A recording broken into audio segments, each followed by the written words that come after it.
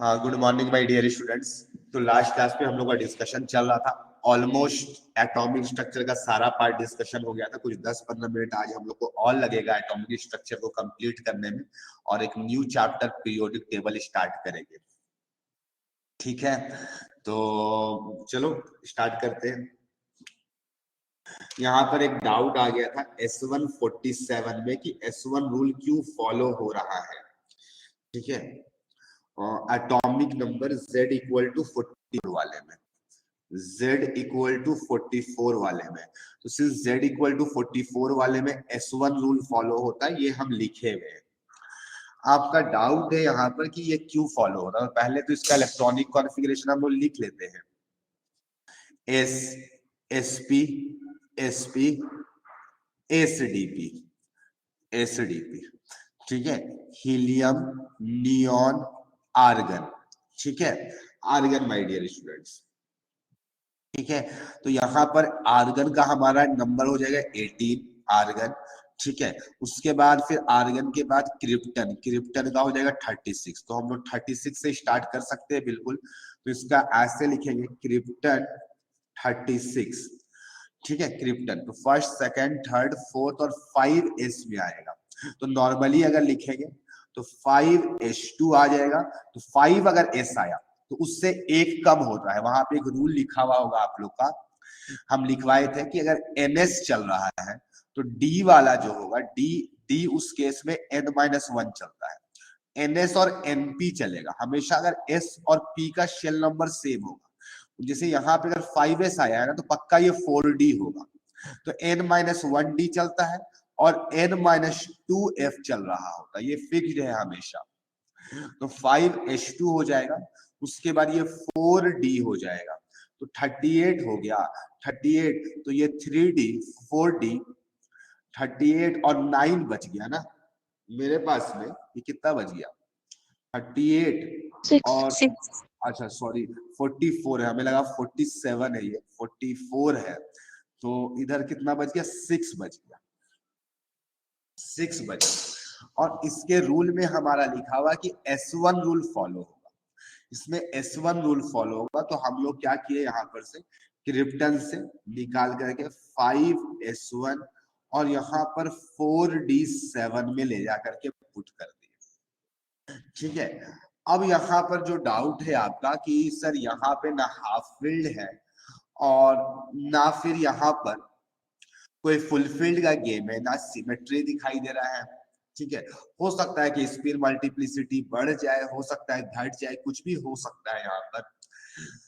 ठीक है, number of exchange बढ़ सकता है। यहाँ पर एक डाउट आ गया मेरे में, जो कि एक अच्छा डाउट है। ठीक है, सौम्यदीप का डाउट है CDPS नंबर 3 का क्वेश्चन नंबर 10। वो O2 वाला है क्या? एक्साइटेशन एनर्जी वाला डाउट है क्या? एक सेकंड में से हम खोल लेते हैं। अच्छा भाई, उस पर तो डाउट आना फिक्स था, हमें तो अच्छे से पता है उसमें डाउट तो आएगा ही मेरे भाई। ठीक है, वो कुछ क्वेश्चंस को हम जानबूझ करके छोड़ करके रखते हैं ताकि आप बना रहे हैं कि नहीं बना रहे ये पता चल जाएगा हमें क्वेश्चंस। तो CDPS नंबर 3 का क्वेश्चन नंबर 10 में डाउट है। हाँ चलो बता दे रहे, हिंट कर रहे हैं। एग्जैक्टली ये क्वेश्चन पूरा नहीं बताएंगे आपको डिटेल में, आपको केवल हम हिंट करेंगे माय डियर स्टूडेंट। तो लिखा हुआ है कि O2 जो है, O2 जो है ये लाइट के प्रेजेंस में दो ऑक्सीजन पे डिसोशिएट कर रहा है, दो नॉर्मल ऑक्सीजन में, O प्लस O में, O प्लस O में टूट गया ये लाइट के प्रेजेंस में, इन प्लेस ऑफ लाइट। ठीक है, फोटोकेमिकल डिसोसिएशन लिखा हुआ है। अब लिखा हुआ है oxygen also undergoes photochemical dissociation into one normal oxygen and one excited atom. तो एक वैसे ही रह गया, एक नॉर्मल रह गया और एक को थोड़ा सा और एनर्जी मिल गया, लाइट का एनर्जी मिल गया और ये एक्साइट हो गया। मतलब एक्साइट का मतलब इसके इलेक्ट्रॉन्स जो थे वो एक्साइट कर गए। तो माय डियर स्टूडेंट, यहाँ पर एक एनर्जी का यूज हुआ होगा, इसको E1 बोले, और यहाँ पर एक दूसरा, लेकिन एक ही गया है मेरे में, ध्यान रखना, दोनों नहीं गया, ये नॉर्मल का नॉर्मल ही रह गया, एक का एनर्जी बढ़ा और वो एक्साइट कर गया उसके इलेक्ट्रॉन्स। तो हम एक्साइटेड ऑक्सीजन एटम को O स्टार से दिखला रहे हैं, ठीक है। And one excited atom having, इससे इतना ज्यादा एनर्जी है, इसका जितना एनर्जी है उसमें उतना ज्यादा, तो ये एनर्जी का आपको E2 का वैल्यू गिवन है इलेक्ट्रॉन वोल्ट में 1.967 इलेक्ट्रॉन वोल्ट गिवन है, ठीक है। What is the maximum wavelength for the dissociation of O2, मेरे भाई इसका जो वेवलेंथ है E1 आपको निकालना है कि O2 ब्रेक कर जाए, O2 यहाँ पर ब्रेक कर जाए इस पे, इसका एनर्जी आपको नोन है माय डियर, इसका इससे ज्यादा एनर्जी है, ठीक है। तो OO बॉन्ड को तोड़ने में लिखा हुआ है आपको जो एनर्जी लगा है, the dissociation into two normal oxygen 498 require करता है, मेरे भाई ये E1 के बारे में आपको गिवन है, ये 492 किलो जूल पर मोल है, ये ध्यान रखना, यूनिट्स भी आपको वेरी करवाएगा, तो किलो जूल पर मोल है। O2 को OO में डिसोशिएट करने के लिए ये एनर्जी आपको गिवन है, ठीक है। तो आपको कितना वेवलेंथ की जरूरत पड़ी, सबसे पहले देखो सौम्यदीप, आपको हम हिंट कर दे रहे हैं, आप उस सही तरीके से बना लेना, ये अगर किलो जूल पर मोल्स पे है तो इसको भी किलो जूल पर मोल में कर लेना, एक मोल, एक ही मोल गया है, तो ये एनर्जी और ये एनर्जी दोनों जुड़ जाएगा, क्योंकि इसको इस पे जाने में फाइनली O2 एक नॉर्मल ऑक्सीजन से आपको पूछा गया है सवाल में कि O2 को हम कितना एनर्जी दे कि ऑक्सीजन प्लस ऑक्सीजन स्टार में कन्वर्ट हो जाए, इस दौरान जो एनर्जी लगेगा वो E3 का वैल्यू आपको निकालना है, कितना होगा E3 का वैल्यू, ये जितना भी E1 होगा E2 होगा, लेकिन दोनों का एनर्जी आपको सेम करना पड़ेगा, 1 इलेक्ट्रॉन वोल्ट को कन्वर्ट करोगे ना किलो जूल पर मोल में, तो 96.4 से शायद मल्टीप्लाई करना पड़ेगा आपको, तुम चेक कर लेना, इलेक्ट्रॉन वोल्ट को पहले जूल बना लेना और फिर एक मोल का निकाल लेना, ये तो एक एटम का है, एक मोल का 1 मोल के नंबर से मल्टीप्लाई करना, सॉल्व करके 96.4 किलो जूल आ जाएगा, तो इतना को E3 जो हो जाएगा ना, E3 जो होगा ये E1 प्लस ये वाला को इतना से मल्टीप्लाई कर देना 1.967 इंटू 96.4, ये एनर्जी हो जाएगा 498 प्लस ये, और इसको HC बाई लैम्डा से इक्वेट कर देना, ठीक है। और यहाँ से आपका आंसर मैच कर जाएगा सौम्यदीप, ठीक है। तो इस टाइप के क्वेश्चन बुक पे मिलते हैं मेरे भाई, नॉर्मल क्वेश्चन है कि बहुत बड़ा रॉकेट साइंस नहीं है, लेकिन हाँ हम जनरली देखें कि ऐसे क्वेश्चन में स्टूडेंट को कंफ्यूज करते हुए, तो हमें लग रहा था कि आप यही डाउट पहले से ही पूछोगे, ठीक है। सौम्यदीप बन जाएगा ना अब, हाँ ठीक है मेरे भाई, इसके अलावा अगर किसी को कोई भी डाउट है तो पूछ लो, ठीक है, और नहीं तो फिर हम लेक्चर को आगे बढ़ाते हैं मेरे भाई, ठीक है। दूसरा चीज, लास्ट क्लास में हम बोले थे कि हम जेड इफेक्टिव आप लोग के बैच में नहीं सिखा रहे हैं, इसका रीजन ये है कि वो रूल्स के पर बेस्ड है, और रूल्स पर बेस्ड है, वहां से कभी भी जेई पर क्वेश्चन नहीं आता है, हम चाहेंगे तो सिखा सकते हैं मेरे बच्चे, ठीक है, 11th क्लास को सिखाते भी है, बट वो रूल्स पर बेस्ड है, उसको आपको ध्यान रखना पड़ेगा, और जेई वैसा क्वेश्चंस नहीं पूछता है मेरे भाई, ठीक है। तो हम लोग स्टार्ट करने जा रहे हैं, उसके आगे का टॉपिक मेरे में एटॉमिक स्ट्रक्चर का ही पार्ट है, कुछ टॉपिक का नाम है मेरे में, हम लोग सब्सटेंस के बारे में जानेंगे, आखिर तो हम लोग पढ़ते रहते हैं कि पैरामैग्नेटिक सब्सटेंस होता है, डाईमैग्नेटिक सब्सटेंस होता है, लेकिन उसको फील आज तक नहीं कर पाए, तो सब्सटेंस दो टाइप के होते हैं, एक होता है, पढ़े हैं हम लोग, पढ़ा दिए है क्या, केमिकल बॉन्डिंग में पढ़ा है, ये नहीं पढ़ा, डाईमैग्नेटिक का मतलब क्या, अलग से पढ़ लिया है, हाँ हम आप लोग को ये चीज समझाया कि ये डाईमैग्नेटिक है, ये पैरामैग्नेटिक है, लेकिन डाईमैग्नेटिक का मतलब क्या होता है या पैरामैग्नेटिक का मतलब क्या होता है वो अब हम बताने जा रहे हैं। देखो ये सब जेई में क्वेश्चन नहीं आएगा, लेकिन आप इसको फील करोगे, हो सकता है बाई चांस कोई, हो सकता है कि आप इंजीनियरिंग करने के बाद कोई और हाई लेवल कॉम्पिटिटिव एग्जामिनेशन दोगे, लेट से यूपीएससी दोगे, तो वहां पे आपका कॉन्सेप्ट में क्लैरिटी और भी ज्यादा होना चाहिए। तो डाईमैग्नेटिक सब्सटेंसेस और पैरामैग्नेटिक सब्सटेंसेस क्या होते हैं मेरे में, डाईमैग्नेटिक सब्सटेंस वैसा होता है वैसा सब्सटेंस होता है जो मैग्नेटिक फील्ड लाइंस को रिपेल करता है। मेरे भाई substances which repel magnetic field lines, magnetic field lines मेरे भाई मैग्नेटिक फील्ड लाइंस को रिपेल करता है। लेट्स से मेरे भाई कोई एक सब्सटेंस है, लेट्स से ये x इज एनी सब्सटेंस, ये x कोई सब्सटेंस और यहाँ पर से मैग्नेटिक फील्ड आ रहा है, मैग्नेटिक फील्ड आ रहा है, जैसे ही सब्सटेंस के पास में आएगा ना तो ये रिपेल कर जाएगा, दूर भाग जाएगा। लाइंस आ रहा है मैग्नेटिक फील्ड, ये जैसे ही इसके क्लोजर आएगा ये रिपेल कर जाएगा। मैग्नेटिक फील्ड लाइंस आ रहे हैं, ये इससे दूर हो जा रहे हैं, वहां पर आके चिपक नहीं रहे हैं। तो ऐसे सब्सटेंसेस को हम लोग डाईमैग्नेटिक सब्सटेंसेस कहते हैं, डाईमैग्नेटिक सब्सटेंसेस कहते हैं। आई होप समझ में आ गया होगा। इसमें आपको लिखना है सब्सटेंसेस विच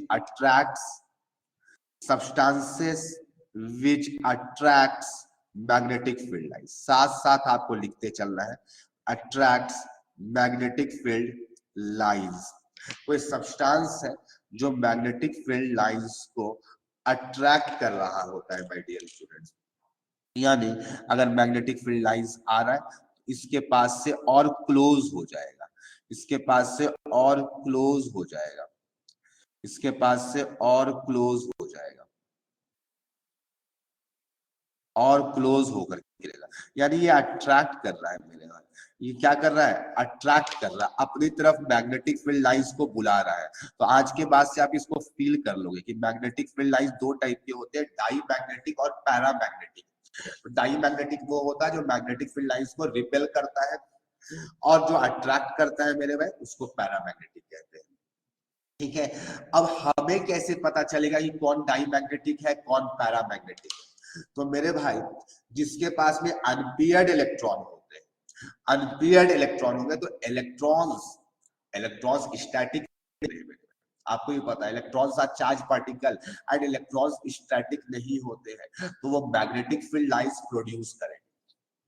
जब भी कोई मूविंग चार्ज पार्टिकल होता है, शायद ये सारी बातें एनसीईआरटी फिजिक्स बुक में लिखी हुई है इलेक्ट्रोस्टैटिक्स चैप्टर पे, आप लोगों को भी बताया जाता होगा कि जब भी कोई मूविंग चार्ज पार्टिकल है ना तो उससे क्या होता है, मैग्नेटिक फील्ड और इलेक्ट्रिक फील्ड दोनों जनरेट होता है।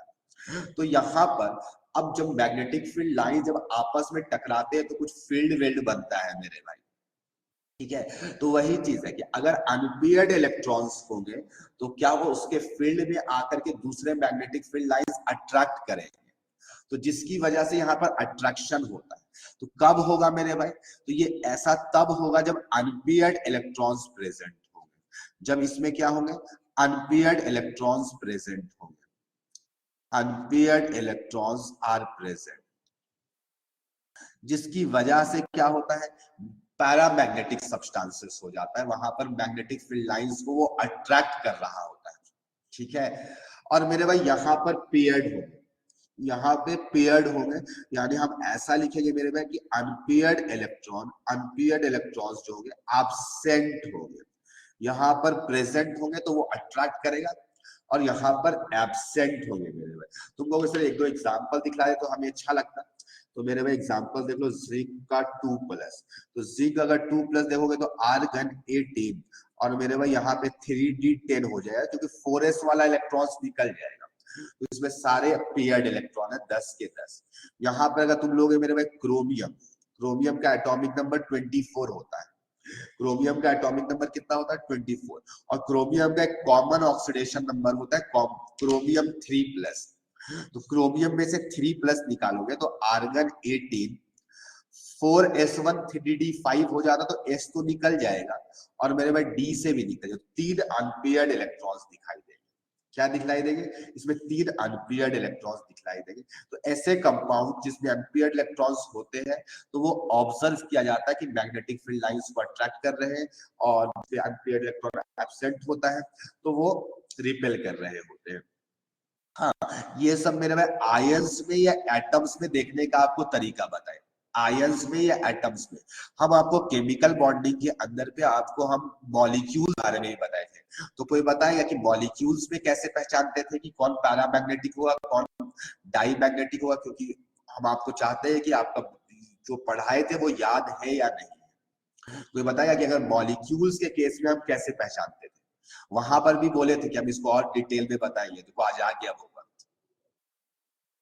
तो अब ध्यान से सुनो, हमें ऐसा लग रहा है कि किसी को याद नहीं है, 10 लेकिन और 16 इवन हाँ नंबर होगा तो डायमैग्नेटिक एक्सेप्ट 10 एंड 16 इलेक्ट्रॉन्स। हाँ, अगर इवन होगा तो 10 और 16 वाले को छोड़ करके, इवन अगर मॉलिक्यूल, ये वाला कॉन्सेप्ट हो गया हमारा।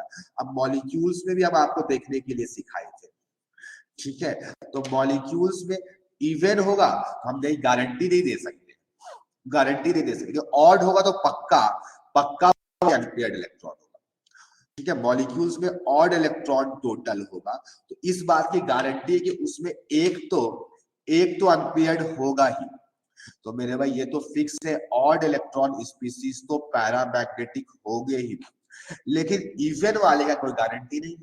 लेकिन उसमें हम एक गारंटी दिए थे मेरे भाई, उसमें हम बताए थे कि 10 और 16 को छोड़ दो इवन में, बाकी सारे के सारे अगर इवन काउंट करके आता है तो वो डाई मैग्नेटिक हो जाता है, ठीक है। तो मेरे भाई यहाँ पर लिखा हुआ है इवन, इवन रहे, एक्सेप्ट एक्सेप्ट 10 एंड 16, ये सारी बातें लिखे हैं मेरे भाई, ठीक है। आपको याद रहना चाहिए, क्योंकि अगर भूलोगे मेरे भाई तो सारा वेस्ट हो जाएगा हमारा, ठीक है।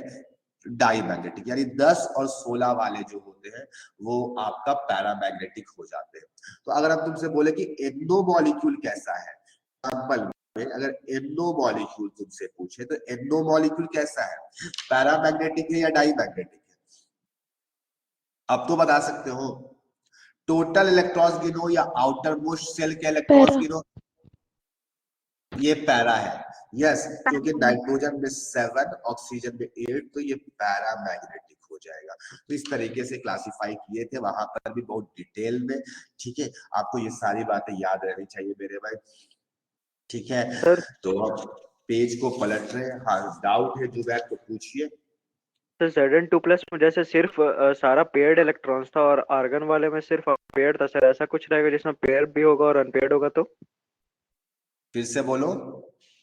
सर ऐसा कुछ एलिमेंट जिसमें पेयर्ड इलेक्ट्रॉन भी होगा और अनपेयर्ड भी होगा, तब सर वो क्या होगा, डायमैग्नेटिक या पैरामैग्नेटिक? पेयर्ड भी होगा और अनपेयर्ड, ऐसा तो नेट तो अनपेयर्ड ही ना हो गया बाबू, नेट तो अनपेयर्ड हो गया, वो तो वो पैरामैग्नेटिक हो जाएगा, ओके सर। ठीक है। अब मेरे भाई यहीं पर हम लोग मैग्नेटिक मोमेंट निकालते हैं, आप लोग पढ़ते होंगे मैग्नेटिक मोमेंट, ठीक है। एक हम लोग magnetic moment, orbital angular momentum है ना, स्पिन एंगुलर मोमेंटम, तो एक मैग्नेटिक मोमेंट भी निकालते हैं। दूसरा चीज ये हम लोग कोऑर्डिनेशन चैप्टर के अंदर पे भी निकालते हैं। मैग्नेटिक मोमेंट बोलो, इसी को बहुत लोग स्पिन ओनली मैग्नेटिक मोमेंट भी कहता है। क्यों बोला जाता है स्पिन ओनली ना, कि और भी टाइप के मैग्नेटिक मोमेंट होते हैं, ऐसा नहीं है मेरे भाई केवल स्पिन ओनली मैग्नेटिक मोमेंट होता है, इसके अलावा और भी टाइप्स के मैग्नेटिक मोमेंट होते हैं। तो यहाँ पर जो फॉर्मूला आता है मेरे भाई, ये फॉर्मूला डायरेक्टली आपको रिमेम्बर करना है, n इंटू एन प्लस 2, और ये बोर्स बताए थे हम लोग को, इसलिए उन्हीं के नाम पे बोर्स मैग्नेटन, बोर्स मैग्नेटन। ये फॉर्मूला को एज इट इज आपको याद कर लेना है, mu equal to into n plus 2 Bohr's magneton, ठीक है। ये म्यू क्या है, तुम कहोगे रिफ्रैक्टिव इंडेक्स, नहीं मेरे भाई ये मैग्नेटिक मोमेंट है, ठीक है। ये मैग्नेटिक मोमेंट है, ठीक है, ये मैग्नेटिक मोमेंट है माय डियर स्टूडेंट। हाँ, अब तुम कहोगे यहाँ पर सर एन क्या चीज है, एन प्रिंसिपल क्वांटम नंबर है क्या? नहीं मेरे भाई, एन है number of unpaired electrons, n is number of unpaired electrons। अब मेरे भाई रूट के अंदर में वैल्यूज को डालो और अपना वैल्यूज को निकाल लो मेरे भाई। तो हम कुछ क्वेश्चंस तुम्हारे मुंह पे फेंकेंगे जो तुम जल्दी जल्दी बना लेना मेरे भाई, कोई बहुत ज्यादा हम रॉकेट साइंस वाला क्वेश्चन नहीं दे रहे हैं। Find mu for the following, जल्दी जल्दी बनाना है एकदम, ठीक है। और कोशिश करना कि यहाँ पर कैलकुलेशन करें, क्योंकि रूट में आप लोग थोड़ा सा अनकंफर्टेबल होते हो, तो अप्रोक्सीमेट वैल्यू बताना। Fe का बताना है कितना आएगा म्यू, Fe प्लस का बताना, हम एक ही आइटम के लिए एक ही आयन के लिए दे रहे हैं ताकि आपको क्वेश्चन बनाने में टाइम सेव हो जाए, ठीक है। Fe plus, Fe2 plus, Fe3 plus दे दिए माय डियर स्टूडेंट, जल्दी जल्दी बताओ मेरे में। यहाँ पर से इंटीजर टाइप क्वेश्चंस आते हैं, अभी बताएंगे मेरे में, ठीक है, कैसे आता है।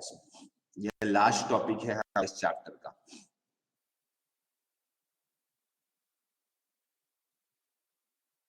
चारों का आंसर आप साथ में लिखेंगे मेरे में, रूट से बाहर निकाल लेंगे, आप रूट से बाहर निकाल लेंगे।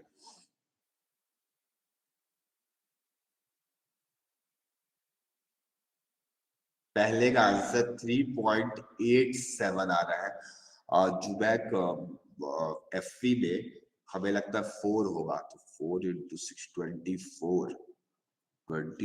और गड़बड़ है जुबैक, हमें लग रहा है तुम्हारा।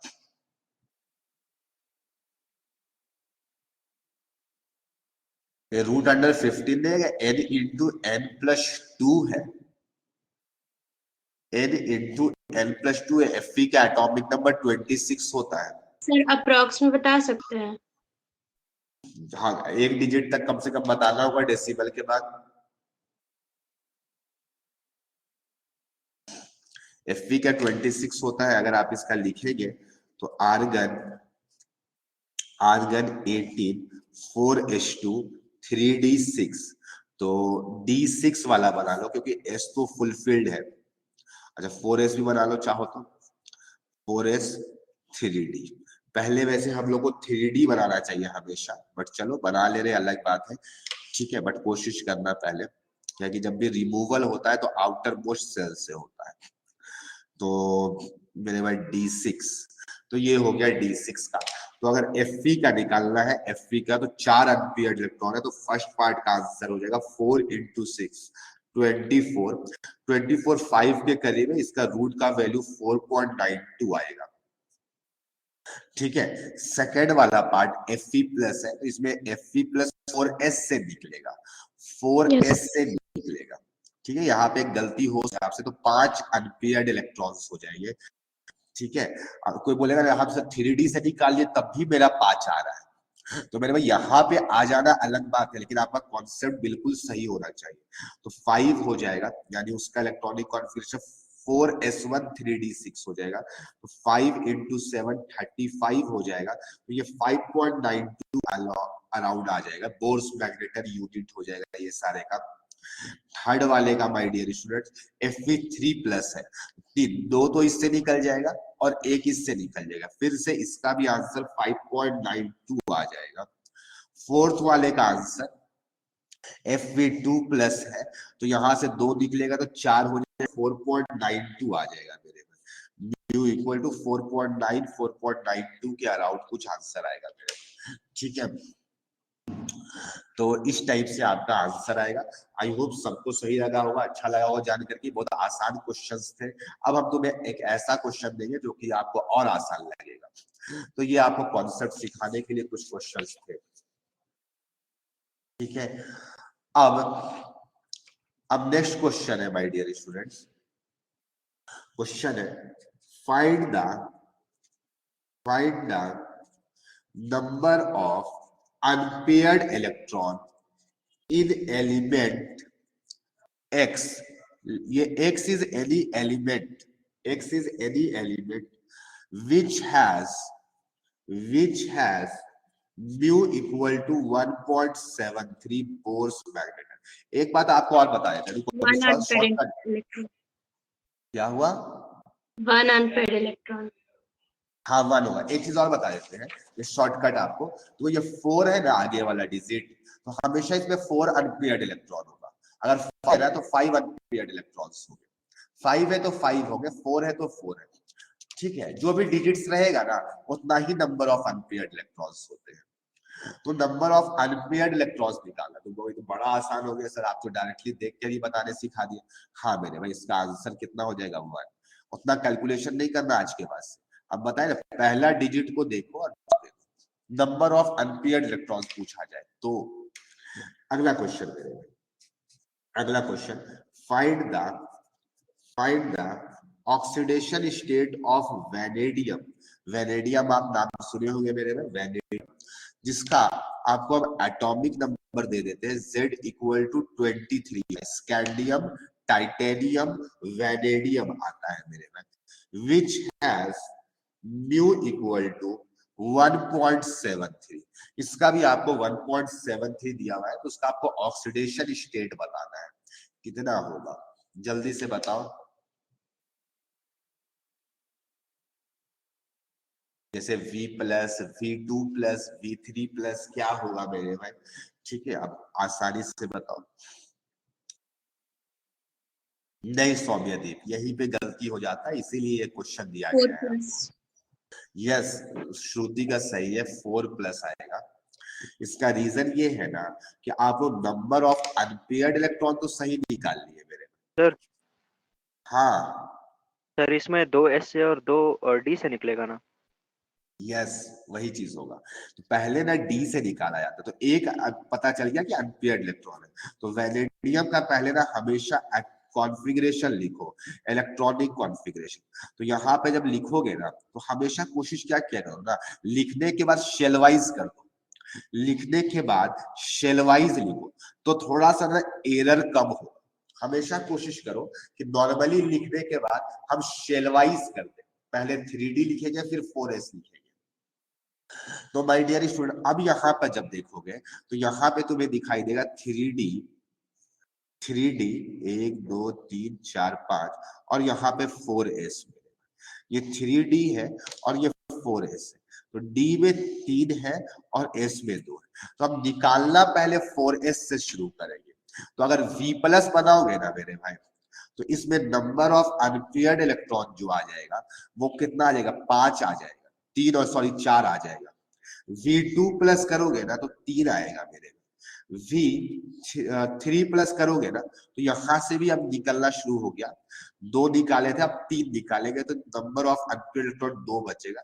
तो V4 प्लस में नंबर ऑफ अनपेयर्ड इलेक्ट्रॉन 1 होगा, इसीलिए इसका आंसर जो होगा वो मेरे में वैनेडियम 4 प्लस होगा। ठीक है, यहाँ पे ऐसे एग्जाम दिया Vx plus find the value of x। तो आई होप अब आपका यहाँ पर कोई गलती नहीं होना चाहिए। ठीक है, तो मेरे भाई यहाँ पर जाकर के आपका एटॉमिक स्ट्रक्चर कंप्लीट हो जाता है। इसमें किसी को भी कोई डाउट रह गया तो आप बिल्कुल पूछ सकते हैं, और नहीं तो फिर हम लेक्चर को धीरे धीरे आगे बढ़ाएंगे और नया चैप्टर स्टार्ट करेंगे मेरे भाई। ठीक है, तो आई होप सबको क्लियर है मेरे भाई। आप लोग जल्दी जल्दी CDPS जो है वो कंप्लीट कर ले मेरे भाई, वो आप लोग कंप्लीट कर ले। हाँ सर शौमिक, V3 प्लस का ये कैसे निकाले थे वो बता दीजिए तो। किसका? जब V3 प्लस का N2 आया ना, वो कौन सा से निकाल रहे थे वो नहीं समझ। हाँ, तो V3 प्लस करोगे तो पहले यहाँ पर 4S से इलेक्ट्रॉन निकालोगे मेरे भाई, तो 4S से कितना निकल जाएगा, 2 निकल जाएगा ना। 3 प्लस आया है तो 3 का मतलब मेरे भाई कितना हो गया, इससे 2 निकलेगा, इससे 1 निकलेगा, तो मेरे भाई यहाँ पे केवल कितना इलेक्ट्रॉन्स रह जाएगा, 1 और 1 2 ही तो बचेगा ना, तो 3 हो जाएगा। Yes sir. ठीक है, तो ये सब छोटी छोटी बातें थी मेरे में, उस सब टाइप का आपको क्वेश्चंस करा दिए। इतना कॉन्सेप्ट इनफ है जिससे आप सारे क्वेश्चंस को बना सकते हैं। और एनसी बोला जाता है कि फिजिकल केमिस्ट्री में NCERT बुक के भी क्वेश्चंस बनाने चाहिए। ठीक है, उससे भी बहुत कॉन्सेप्ट में क्लैरिटी आती है। और आप लोग इस पर एग्जाम्पलर प्रॉब्लम पे भी फोकस करेंगे मेरे में, एग्जाम्पलर प्रॉब्लम्स जो होते हैं उस पर फोकस करें। NCERT बुक के एग्जाम्पल से भी क्वेश्चन आते हैं, तो वो सब में भी आप फोकस करें थोड़ा। चलो मेरे भाई, हम लोग एक न्यू चैप्टर स्टार्ट करने जा रहे हैं। अच्छा, एक बात हमें आप लोग से पूछना था कि यहाँ पर बहुत सारा थ्योरेटिकल पार्ट है। ठीक है, अब जब थ्योरेटिकल पार्ट है तो उसको पढ़ाना मस्ट है मेरे लिए, तो मस्ट है, हम लोग स्किप नहीं कर सकते मेरे भाई, फिर तुम्हारा पेपर में नंबर स्किप हो जाएगा। ठीक है, तो अब आप दो ऑप्शन, तुम कहोगे मतलब ये थ्योरेटिकल पार्ट्स होते हैं उससे भी क्वेश्चन आते हैं। हाँ मेरे भाई, लास्ट ईयर भी आया था, लास्ट टू लास्ट ईयर भी आया था, हर साल आ रहा है ये थ्योरेटिकल पोर्शन से, इसीलिए ये स्किप तो कर ही नहीं सकते, पहला बात तो ये। अब मेरा एक आपसे पूछना था कि हम केवल यहाँ पे जो थ्योरेटिकल पार्ट है केवल समझा दे और आपको नोट्स भेज देंगे तो काम हो जाएगा, या लिखवाते भी चले साथ साथ? आप क्या चाहते हैं मेरे? सर लिखवाते भी साथ। चलिए। लिखवाते भी चले, शाबाश। आप चाहते हैं कि सर टाइम चाहे तो जाए, हमारा टाइम बचे।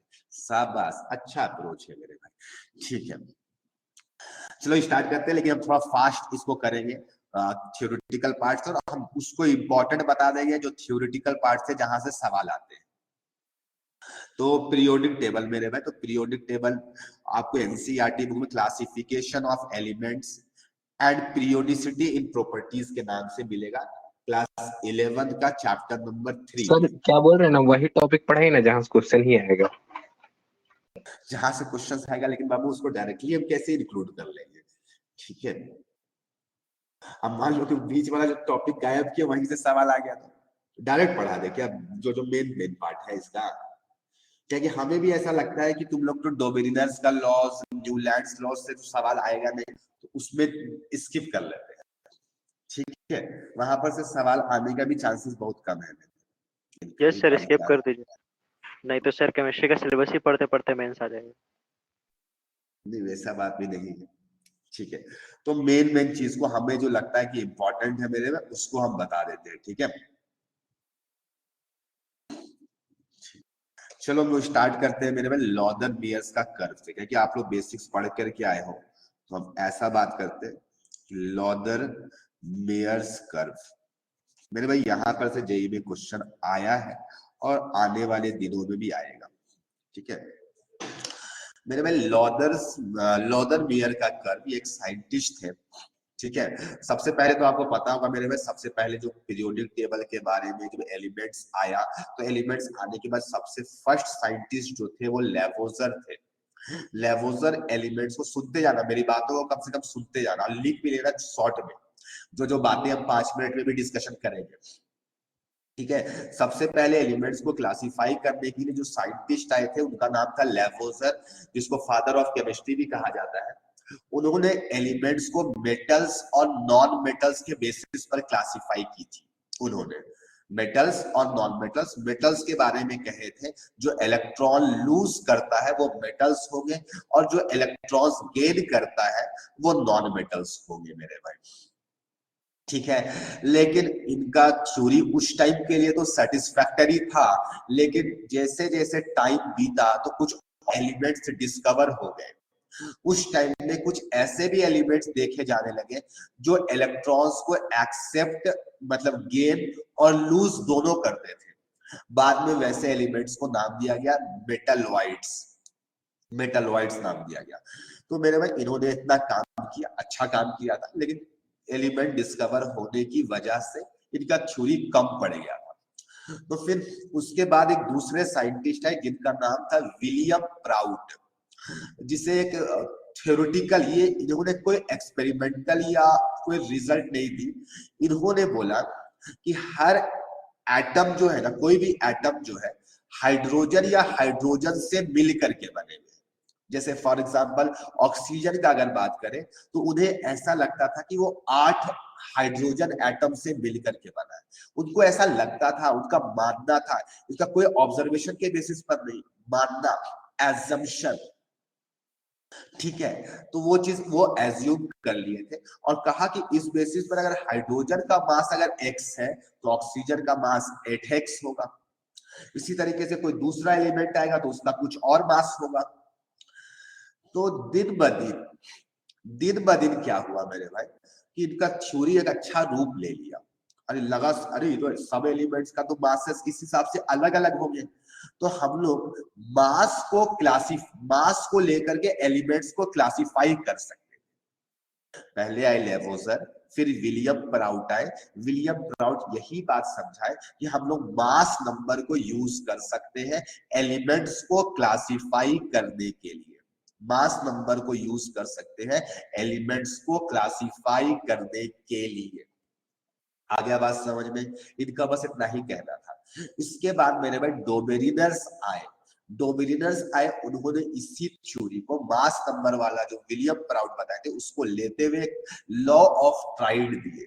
लॉ ऑफ ट्राइड दिए, जिसमें से वो लॉ के अंदर में 3 एलिमेंट्स आते थे, और जब 3 एलिमेंट्स को इंक्रीजिंग ऑर्डर पे रखा गया मास के अकॉर्डिंगली, तो बीच वाले एलिमेंट का जो मास आता था बाकी दोनों के मीन के बराबर आता था, अरिथमेटिक मीन, जो कि आप अच्छे तरीके से जानते हैं। लेकिन इनका लॉ बाद में फेल हो गया जब बहुत सारे एलिमेंट्स आए, तो इनका लॉ जो था ट्राइड वाला ये फेल कर गया था, इनका भी थ्योरी खत्म। इसके बाद मेरे भाई जब डोबेरिनस का लॉस फेल कर गया, तब फिर जाकर के न्यूलैंड्स आए। ठीक है मेरे भाई, इनको हो सकता है सिंगिंग अच्छा लगता होगा, सिंगर होंगे, तो इन्होंने क्या किया मेरे भाई, वही सॉन्ग से रिलेट कर दिए, सारे गा मा पा धा नी सा वाले से मेरे भाई रिलेट कर दिए। बोले कि हर 8वां एलिमेंट का प्रॉपर्टी जो होगा पहले वाले से मैच करेगा, इस टाइप का एक लॉ दे दिए। इसीलिए लॉ ऑफ ऑक्टेव के नाम से फेमस हो गया मेरे भाई न्यूलैंड्स का लॉज। ठीक है लेकिन इनका जो लॉ था मेरे भाई ये फेल करने लग गया था कैल्शियम के बाद, क्योंकि कैल्शियम के बाद मेरे भाई किसका नंबर आ जाता है, स्कैंडियम का, और स्कैंडियम का उसके ऊपर वाले से प्रॉपर्टी मैच नहीं कर रहा था, यानी तुरंत फेल कर गया। और ये 8 वाला जो था ना मेरे भाई, ये और भी बाद में जाकर के फेल किया जब नोबल गैसेस डिस्कवर हुए थे, मतलब एकदम पूरे तरीके से वायलेट हो गया। ये सॉन्ग से वैसा कोई भी रिलेटेड नहीं है मेरे भाई। ठीक है हो सकता है जो कॉन्सेप्ट अभी हम लोग देखे सिमेट्री वाला मेरे भाई, ये भी कॉन्सेप्ट आगे चल के फेल हो सकता है। ये भी सिमेट्री मतलब कहां से देख करके बताया गया, नेचर से। इन्होंने भी एक सॉन्ग से एक सिमेट्री उठा लिए थे कि ये वाला लॉ को फॉलो करेगा, तो ऐसा कभी भी फेल हो सकता है। तो मेरे भाई ये उसके बाद आए मेरे भाई दो साइंटिस्ट जिनका नाम था, एक का नाम था लॉदरमियर और दूसरे का नाम था मेंडेलीव। मेरे भाई बुक्स में तो इन्हीं दोनों का नाम जनरली लिखा रहता है, उसमें भी अगर ज्यादा इंपॉर्टेंट अगर बात करें तो मेंडेलीव का ही नाम ज्यादा लिखा रहता है। लॉदरमियर का भी नाम थोड़ा सा कम पड़ जाता है मेंडेलीव के सामने में। लेकिन हम बताएंगे मेरे भाई ये जो दोनों थ्योरी आ रही थी, लॉदरमियर्स का और मेंडेलीव का, और मेरे भाई एक तो बहुत रेयरली कहीं कहीं पर बातें लिखी गई है, एक और साइंटिस्ट है जिनका हम नाम भूल रहे हैं मेरे भाई। ठीक है उन्होंने भी एक थ्योरी दी थी। ठीक है क्या तो नाम था मेरे भाई, एग्जैक्टली अभी माइंड में मेरा नहीं आ रहा है। उन्होंने ना हेलिकल फॉर्म में दिया था, लॉदरमियर एक कर्व के रूप में दिए थे। लॉदरमियर ना एक कर्व दिए थे मेरे भाई, ग्राफ दिए थे, एक ग्राफ दिए थे। एग्जाम में यहां से भी क्वेश्चन आ सकता है कि लॉदरमियर क्या दिए थे, तो ग्राफ दिए थे। ये इंपॉर्टेंट वाला चीज को हम लिखेंगे मेरे भाई, अब जो नॉन इंपॉर्टेंट था वो लिखे ही नहीं है। ठीक है तो जो भी लिखेंगे यहाँ पे वो सारी चीजें इंपॉर्टेंट होगी आपके लिए। तो इन्होंने लॉदरमियर ने कर्व का रूप दिया था, जिसमें कर्व जो बनाए थे, सिर्फ इससे पहले जो भी चला रहा था वो मास वाला चला रहा था कि एटॉमिक मास के अकॉर्डिंगली जो भी काम करेंगे। तो ये इन्होंने एक्स एक्सिस पर एटॉमिक मास, एटॉमिक वेट ली थी, किसने, लॉदरमियर्स ने। और मेरे भाई इसमें वाई एक्सिस में एटॉमिक वॉल्यूम लिए थे। मेरे भाई ये भी क्वेश्चन जेई में आ जाता है, तो ये सब क्वेश्चन आता है। हाँ मेरे भाई कि लॉदरमियर कर्व किसके वर्सेस किसको बनाए थे, तो एटॉमिक वॉल्यूम वर्सेस एटॉमिक मास, बस यही एक ही आंसर सही है। बहुतों को लगता है atomic mass versus atomic volume, नहीं ये गलत है। Atomic volume versus atomic mass, Y versus X होता है, एक्स वर्सेस वाई नहीं होता है, ये बात को ध्यान पे रखना। तो यही लाइन ही सही है कि लॉदरमियर का जो कर्व था, ये कैसा कर्व था मेरे भाई, लिख लो, नहीं तो तुम लोग बहुत बड़े डैश हो मेरे भाई। एटॉमिक वॉल्यूम वर्सेस एटॉमिक मास या एटॉमिक वेट भी लिखते हो, तो वो मास और वेट में तो बड़ा डिफरेंस होता है, लेकिन चल जाएगा मेरे भाई, केमिस्ट्री में कोई दिक्कत नहीं है। ठीक है तो इन्होंने इसके वर्सेस कर्व बनाई। मेंडेलीव कुछ टेबल दिए थे मेरे भाई, जो कि आप जानते हैं कि मेंडेलीव का पीरियोडिक टेबल है। और एक और साइंटिस्ट का नाम अभी मेरे माइंड में आ गया मेरे भाई, चार्कोनोविस्ट नाम था उनका, चार्कोनोविस्ट। इन्होंने हेलिकल फॉर्म दिए थे, ऐसे मेरे भाई, ऐसे घूमता हुआ, हेलिक्स जानते हैं ना, उस तरीके से एलिमेंट्स को क्लासिफाई किए थे चार्कोनोविस्ट। और तीनों का थ्योरी एक साथ आ रहा था, तो वो सब तीनों का एक ही साथ मेरे भाई आज के डेट जैसा कम्युनिकेशन नहीं था कि हम यहाँ पे रिसर्च कर रहे हैं तो कोई अमेरिका में रिसर्च कर रहा है तो दोनों का एक दूसरे से बात हो जा रहा है, या रिसर्च पेपर आ रहा है तो हम भी नेट में सर्च करके देख ले रहे हैं। आज के जैसा कम्युनिकेशन नहीं था। उस टाइम में कम्युनिकेशन बहुत डिफिकल्ट होता था, तो कोई इंडिया में बैठ के कर रहा है तो कोई रशिया में बैठ के कर रहा है, तो किसी को पता नहीं होता था कौन क्या काम कर रहा है। तो मेरे भाई एक ही टाइम में ये तीनों का थ्योरी आया था, लॉदर बियर्स, मेंडेलीव और चार्कोनोविच, जिसमें मेंडेलीव को ज्यादा फेमस, लॉदर बियर कम, और चार्कोनोविच का तो मतलब नामो निशान भी बोल सकते हो, ना के बराबर है मेरे भाई। ठीक है, तो अब इन्होंने कर्व बनाई। अब जो कर्व बनाई मेरे भाई, उसका कर्व एग्जैक्टली तो हम छाप नहीं सकते मेरे भाई कैसा बनाए थे उन्होंने, हम एक अप्रोक्सीमेट कर्व बना रहे, थोड़ा मोड़ा एरर हो सकता है मेरे। तो कुछ इस टाइप से मेरे भाई कर्व टाइप का, इस टाइप का कर्व था इनका। ठीक है, इस टाइप से मेरे भाई कर्व था, बहुत ज्यादा एग्जैक्टली बना रहे, वैसे कर्व बना रहे, जिसमें मेरे भाई ये एटॉमिक मास धीरे धीरे बढ़ रहा था और इस टाइप का कर्व्स एलिमेंट का प्लॉट हो रहा था अलग अलग एलिमेंट्स के। तो ये जो ऊपर वाला पॉइंट था ना मेरे भाई, ये जो ऊपर वाला जो पीक पॉइंट थे, जो पिक्स थे, इसमें हमेशा अल्कली मेटल लाई करते थे, इसमें हमेशा अल्कली। ये भी क्वेश्चन जेईई में इसमें आएगा, ये भी क्वेश्चन जो बोल रहे हैं, यानी इस ग्राफ में क्या बोल रहे हैं कि अल्कली मेटल्स जो थे मेरे भाई, लिथियम का एटॉमिक मास कम होगा जैसे जैसे बढ़ेंगे, तो टॉप में हमेशा यानी एटॉमिक मास लिए और उसका वॉल्यूम, इस तरीके से कर्व को प्लॉट किया गया मेरे भाई। सोडियम, फिर मेरे भाई पोटेशियम, रुबिडियम, इसी तरीके से एक और पार्ट बनाते तो वो आपका सीजियम का हो जाता। बस चीजों को समझो। तो जो पीक था कर्व्स का, उसमें आपका अल्कली मेटल्स आए थे। तो मेरे भाई यही सारी बातों को आपको लिखते चल रहा है। जो पीक में थे, peak part of the curve में अल्कली मेटल्स थे। यही छोटी छोटी बातें से क्वेश्चन आएगी मेरे भाई, बहुत लोग ये सारे टॉपिक्स को छोड़ के चले जाते हैं मेरे भाई। अल्कली मेटल्स थे, ठीक है। तुम कहोगे अब नीचे में कौन था, कौन कहाँ पे था? मेरे बाबू सच बताओ कि अल्कली मेटल्स, सोडियम हो गया, तो सोडियम से पहले हैलोजन होता है, और सोडियम के बाद अल्कलीन अर्थ मेटल होगा मैग्नीशियम। तो मेरे पास सोडियम के लेफ्ट में हैलोजन को रिप्रेजेंट करे कि राइट में करे, सच बताओ हमें। मान लो कि हमको यहाँ पे नियॉन को और मैग्नीशियम को रिप्रेजेंट करना है, तो तुमको खुद पता होगा कि सर एटॉमिक मास तो पहले नियॉन का आएगा, तो यस पहले नियॉन का आएगा मेरे भाई, उसके बाद मैग्नीशियम का आएगा। तो मेरे भाई ये कर्व ऐसे चलता था, ऐसे, ये कर्व में एरो भी आपको मारना है, ऊपर फिर नीचे, फिर ऊपर फिर नीचे मेरे भाई, इस टाइप से। तो ये ऊपर चढ़ने के टाइम में एसेंडिंग पार्ट में आपको नोबल गैसेस दिखाई दे रहा है और डिसेंडिंग पार्ट में मैग्नीशियम दिखाई दे रहा है। तो ये सारे क्वेश्चंस आएंगे मेरे भी आपके जेईई में, आपको एक भी क्वेश्चन लाइटली नहीं लेना है। तो असेंडिंग पार्ट जो होगा मेरे भाई, तो असेंडिंग पार्ट में आप देखो नोबल गैसेस है, तो बस आपको याद रखना पीक वाला, और सोच लेना है नोबल गैसेस पहले होता है कि अल्कलीन अर्थ मेटल पहले होता है, बस आपको याद हो जाएगा नोबल गैस है।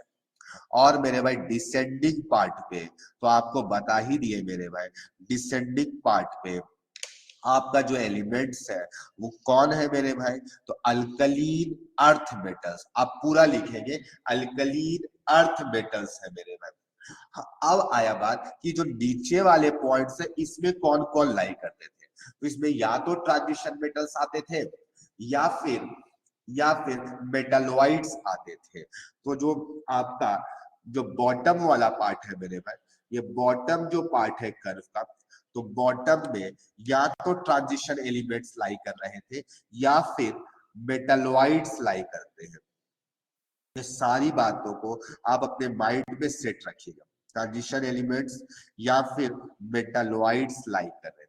तुमको कोई या फिर का मतलब इस दोनों में से कोई एक, मेरे में कहीं पर ये ट्रांजिशन मेटल्स आ जाते थे, कहीं पर मेटलॉइड्स आ जाते थे। तो आई होप यहाँ पर से जो भी क्वेश्चन आने लायक था वो सारी बातों को आपके सामने रख दिए हैं। ये सारी बातों को आप अच्छे से ध्यान पे रखिए, ये जितना भी बात आपके लिखा हुआ इसमें से कुछ भी क्वेश्चन आ सकता है, ठीक है। तो किसी को कोई डाउट नहीं होना चाहिए किसी भी टाइप का। चलो आगे बढ़ते हैं मेरे भाई। आगे बढ़ते हैं। मेंडलीव का बहुत लंबा थ्योरी है मेरे भाई, ठीक है। आप लोग को हम समझाते जाएंगे मेनली, ठीक है। और आप लोग अपने हिसाब से जो जो चीजें लगेगा इंपॉर्टेंट वो नोट भी करिएगा। तो अगला जो थ्योरी आया था मेरे भाई मेंडलीव का, लॉदन बियर्स का कर्व था। तो पूछेगा लॉदन बियर्स क्या बनाए थे, कर्व बनाए थे, किसके वर्सेस किसको बनाए थे, तो आप बता दीजिएगा। उसके पीक पार्ट में कौन था, उसके असेंडिंग पार्ट में कौन था, बॉटम में कौन था, डिसेंडिंग पार्ट में कौन था, ये सारी बातें आपसे पूछी जाएगी। हाँ, अब हम बात करने जा रहे हैं इसके बाद मेंडलीव का, ठीक है। तो मेंडलीव का जो कॉन्सेप्ट था मेरे भाई, ये इन्होंने ना टेबल बना दिए थे, पीरियोडिक टेबल। यानी आप जानते भी होंगे कि मेंडलीव का एक पीरियोडिक टेबल होता है। तो इन्होंने मेरे भाई टैबुलर फॉर्म में अरेंजमेंट किए थे। इन्होंने टैबुलर फॉर्म में पुट किया था, जिसको हम लोग टैबुलर फॉर्म को ही पीरियोडिक टेबल कहते हैं। और यहाँ पर से एक पीरियोडिक का लॉ भी आया था, पीरियोडिक टेबल के लिए एक लॉ भी है।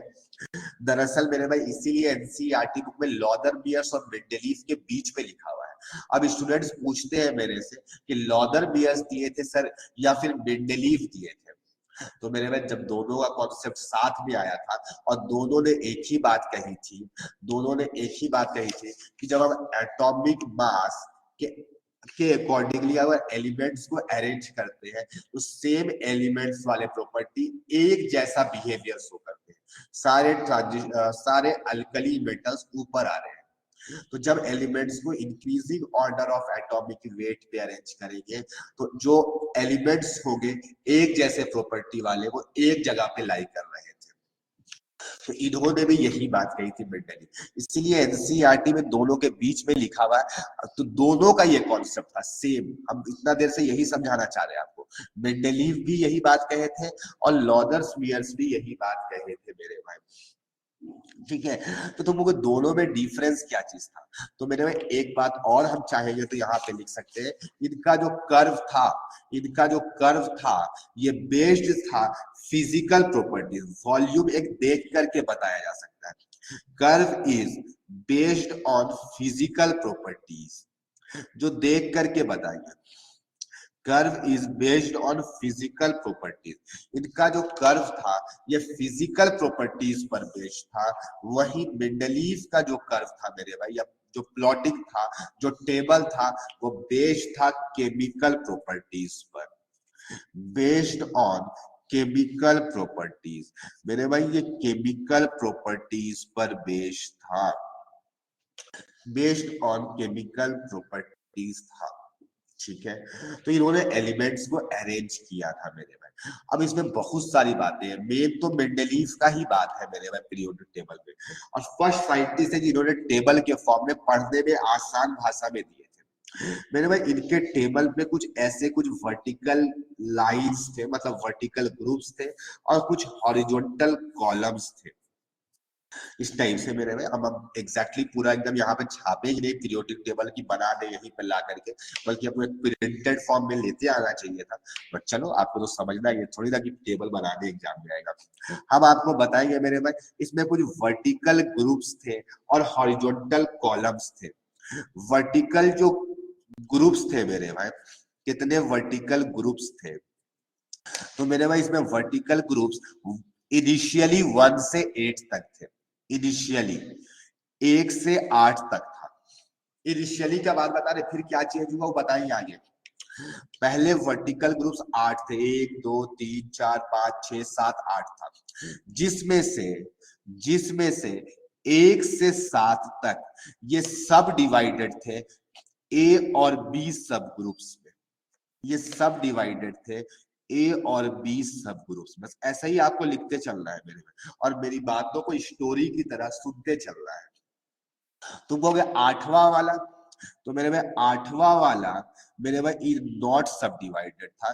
इसमें मेरे भाई 3 एलिमेंट्स, यहाँ पे 3 रखे गए, यहाँ पे 3 रखे गए, यहाँ पे 3 रखे गए। इस तरीके से 9 एलिमेंट थे। 8th ग्रुप में 9 एलिमेंट्स थे। 3 एलिमेंट्स एक कॉलम में थे, 3 elements in 1 column, in 1 column, एक कॉलम में 3 एलिमेंट्स थे और मेरे भाई ये तीनों जो एलिमेंट्स होते थे ना वो ट्राइड को फॉलो करते थे, लॉ ऑफ ट्राइड को फॉलो करते थे। यानी कौन सा लॉ ऑफ ट्राइड? डोबेरिनस का लॉ ऑफ ट्राइड करते थे। ठीक है मेरे भाई ये देखने में बहुत छोटा है, क्या पता कब जेई को क्या मूड कर जाए सवाल देने का, नहीं बता सकते।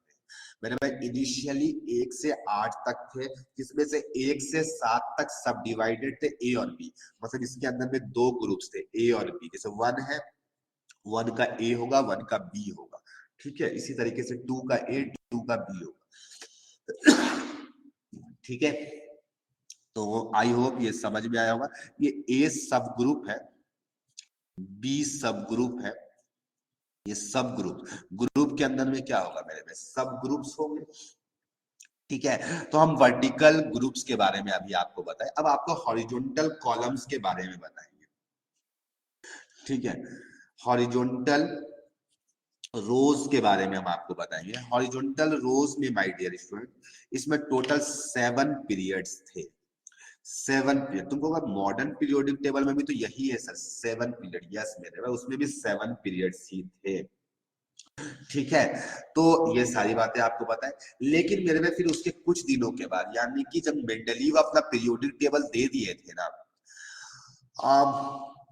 उसी के कुछ दिन के बाद फिर नोबल गैसेस डिस्कवर हो गया, तो इन्होंने ही करेक्ट कर दिया, इन्होंने ही करेक्ट कर दिया। ठीक है, तो मेरे भाई आफ्टर कुछ दिनों के बाद, इनके पीरियोडिक टेबल देने के बाद नोबल गैसेस डिस्कवर हो गए। After noble gas discovery, noble gas discovered, जब नोबल गैस डिस्कवर्ड हो गया मेरे भाई, तो एक नया ग्रुप बनाया गया, zero group. Zero group is added, इसमें कोई सब ग्रुप्स नहीं थे, इज एडेड, और उसी में प्लेस कर दिया गया था नोबल गैसेस को आगे में। जीरो पहले होगा तो पहला में प्लेस्ड कर दिया गया था। ठीक है, तो मेरे भाई इस तरीके से इन्होंने बताई ये सारी बातों को। उसके बाद इन्होंने क्या कहा, इन्होंने ये सारे चीजों को देखते हुए एलिमेंट्स को अरेंज किया, रखते गए, यहाँ रखे, यहाँ रखे, यहाँ रखे, फिर यहाँ रखे, फिर यहाँ रखे, इस तरीके से रखते गए मेरे भाई। फिर देखते हैं कि जो नया एलिमेंट जो रखना था उसका प्रॉपर्टी इससे ऊपर वाले से नहीं मैच खा रहा था, बल्कि इसका प्रॉपर्टी इस वाले से, इसके वाले से मैच खाता था, इसके ऊपर वाले से। तो इन्होंने बोला कि हम यहाँ पे खाली जगह छोड़ दे रहे हैं, हमें ऐसा लगता है कि कुछ और एलिमेंट्स डिस्कवर होने वाले हैं जिसको यहाँ पर प्लेस्ड करेंगे। मैंने भाई आप लाइंस पढ़ते हुए क्लास 10th पे, 11th पे, कि जो गैप्स छोड़े थे अपने पीरियोडिक टेबल में, उस गैप्स के एलिमेंट का नाम भी दिए थे, लाइक एका बोरॉन, एका सिलिकॉन, इस टाइप से नाम भी दिए थे मेरे भाई। वो सारी बातें आपको पता है। ठीक है, तो वो सारी चीजों को आप ध्यान रखिएगा। तो मेरे भाई जब एलिमेंट्स को increasing order of atomic mass में अरेंज कर रहे थे, उस दौरान कुछ गैप छोड़ते हुए चले थे वो, और उसका नेमिंग भी लिखे थे। ठीक है, और ऊपर वाले से प्रॉपर्टी भी मैच कर रहा था, ऊपर वाले से प्रॉपर्टी। तो इन्होंने एक बात कही कि जब एलिमेंट्स को अरेंज किया जाता है increasing order of atomic mass पे, तो प्रॉपर्टीज जो होते हैं एलिमेंट्स के वो रिपीट कर रहे हैं, इतना के बाद वापस रिपीट कर रहा है। तो चाहो तो एक पीरियोडिक लॉ लिख लो एक line, when elements are arranged, when elements are arranged in increasing order of, when elements are arranged in increasing order of atomic mass, properties of element repeats after certain regular interval, repeats after certain regular interval। ये fixed interval नहीं था, ये regular कोई था, कभी 8 के बाद repeat करता था, कभी 18 के बाद, न्यूलैंड्स के जैसा नहीं मेरे में। यानी इनका पीरियोडिक लॉ को हम लोग मैथमेटिकली ऐसे बोल सकते हैं कि जो पीरियोडिक टेबल है, पीरियोडिक टेबल जो है वो फंक्शन है एटॉमिक मास का, एटॉमिक मास का मेरे भाई, है ना। कि एटॉमिक मास वेरी करेंगे तो पीरियोडिक फंक्शन भी वेरी कर जाएगा, पीरियोडिक टेबल भी वेरी करेगा। उसके प्रॉपर्टीज, पीरियोडिक टेबल में जो एलिमेंट्स है इसके प्रॉपर्टीज डिपेंड करते हैं एटॉमिक मास में। यानी y is dependent on x, x is independent, atomic mass independent. ठीक है, तो यही लाइन था कि जो फिजिकल एंड, यही बुक्स पे एक लाइन लिखा रहता था, फिजिकल एंड केमिकल प्रॉपर्टीज। ये कौन सा प्रॉपर्टीज के बारे में बात हो रही है? फिजिकल और केमिकल, तो यही को बोला जाता है periodic law, physical and chemical. तो ऐसे बुक्स में लिखा रहता है the physical and chemical properties of elements is periodic function of atomic mass. ठीक है, तो यहाँ पर हम कुछ कुछ बता दिए मेरे भाई, कुछ कुछ और बात लिख लो मेरे भाई, इसका खासियत क्या क्या था, छोटा छोटा जल्दी जल्दी में लिखेंगे मेरे भाई। इनका पीरियोडिक टेबल में क्या क्या खासियत था? तो इसका खासियत था मेरे भाई कि सिस्टेमेटिक अरेंजमेंट था। जल्दी जल्दी लिखते चलना, क्यों बॉक्स बना दिए थे, सिस्टेमेटिक अरेंजमेंट था मेरे भाई। दूसरा बात इनका इंपॉर्टेंट खासियत था कि गैप्स छोड़ दिए थे, तो जिससे ना रिसर्चर्स को बहुत आसान हो गया था कि और भी एलिमेंट्स को पता करना है, रिसर्च करना है, फाइंड आउट करना है, और उसका प्रॉपर्टीज भी मालूम था। कैसे? ऊपर वाले से मैच करेगा, तो हमें उसी एलिमेंट को ढूंढ के लाना है जिसका प्रॉपर्टी उससे मैच करे। तो कितना आसान हो गया था मेरे भाई। तो मेरे भाई इससे प्रिडिक्शन इजी हो गया था, गैप्स छोड़ने से प्रिडिक्शन जो था इजी हो गया था, प्रिडिक्शन इजी हो गया था। बल्कि इन्होंने नेम भी दिया था, लाइक एका सिलिकॉन नाम दिया था जर्मेनियम को, एका बोरॉन नाम दिया था मेरे भाई स्कैंडियम को, ठीक है, एका सिलिकॉन नाम दिया था मेरे भाई, एका एल्यूमिनियम आप लोग सुनते होंगे, ठीक है, गैलियम को नाम दिया गया था एका एल्यूमिनियम, ठीक है। तो इस तरह के और भी नाम दिए थे, हम 2-3 एग्जांपल आपके सामने में रखे हैं मेरे भाई, ठीक है, ये सारी बातें दिए थे मेरे भाई। इससे एक और फायदा हुआ था, जब एलिमेंट्स का ग्रुप्स पता चल गया, तो पता चलने से मान लो कि पहले मैग्नीशियम जो था कैल्शियम वाले सोडियम वाले टेबल में प्लेस था, तो क्या लगता होगा कि मैग्नीशियम का वैलेंसी 1 होता है, मैग्नीशियम का वैलेंसी 1 होता है, तो जब मैग्नीशियम का ऑक्साइड बनाया जाएगा तो Mg2O बना दिया जाता होगा, तो जिससे एटॉमिक मास, बहुत सारे एलिमेंट्स का करेक्शन भी हुआ था। इस तरीके प्रॉपर्टीज पता लग जाने की वजह से। तो मेरे भाई ये भी बात बुक्स में लिखा रहता है, करेक्टेड, ये बात जो लाइन नहीं समझ में आएगा आप बिल्कुल पूछ लीजिएगा, atomic mass of various element. मेरे भाई इन्होंने कैसे पता किया?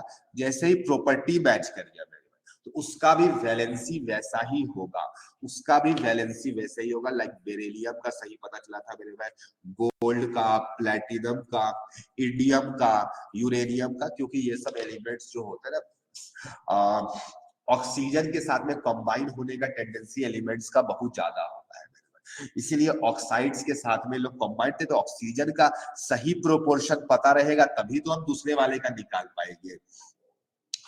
तो ये सारे कुछ मेरिट्स थे मेरे भाई, बहुत सारे डिमेरिट्स भी, जाहिर सी बात है हर के अंदर पे मेरिट्स और डिमेरिट्स होते हैं, ठीक है, किसी के अंदर ज्यादा होते हैं, किसी के अंदर पे कम होते हैं मेरे भाई।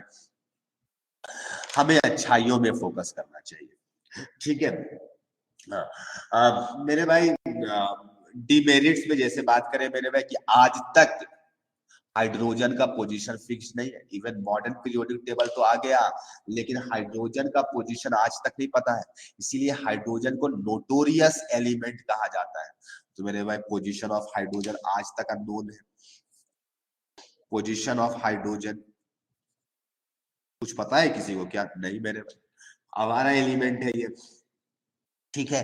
दूसरा मेरे भाई एटॉमिक मास के अकॉर्डिंगली अरेंज करेंगे तो पोजीशन सेपरेट मिलना चाहिए, अलग अलग पोजीशन मिलना चाहिए आइसोटोप्स को। आइसोटोप्स के मास नंबर क्या होते हैं? अलग अलग। No separate position for isotopes, no separate position for isotopes. Isotopes के लिए कोई सेपरेट पोजीशन नहीं था मेरे भाई, क्यों? क्योंकि इसका मास डिफरेंट होता है, एटॉमिक मास डिफरेंट होता है, इसको तो अलग मिलना चाहिए।